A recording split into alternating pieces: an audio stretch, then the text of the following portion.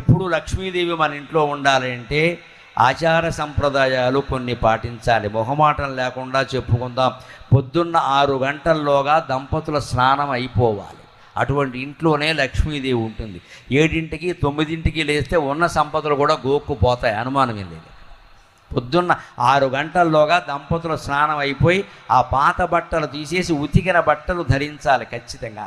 అప్పుడు లక్ష్మీదేవి దగ్గర మన ఇంట్లో ఇలవేలుపు ఎవరైతే రామచంద్రుడు, శివుడు ఎవరైనా పర్వాలా, అక్కడ ఒక దీపం పెట్టి ఒక పువ్వు పెట్టి దండం పెట్ట. ఒక్క పువ్వే, దొడ్లో పువ్వులన్నీ కోసేయకండి అనవసరంగా పట్టుకొచ్చి. ఒక పువ్వు పెట్టి దండం పెట్ట, ఒక్క నమస్కారం పెట్టినా చాలు. పువ్వులు పెట్టడం కాదు ముఖ్యం, ఇక్కడ మనస్సు ముఖ్యం. పెట్టాలి. తర్వాత వీలైతే ఓ స్తోత్రం ఏదైనా పారాయణ చేసుకోవాలి. కాసేపు జపమో ధ్యానమో చేయాలి, ఒక్క అరగంట. తర్వాత నీ పనులన్నీ చేసుకో, ఎవడు వద్దల్లా. మళ్ళీ సాయంత్రం స్నానం చేయాలి. కనీసం ముఖమైనా కడుక్కోవాలి నీళ్ల కొరత ఉంటే. మళ్ళీ దేవుడి దగ్గర కూర్చో.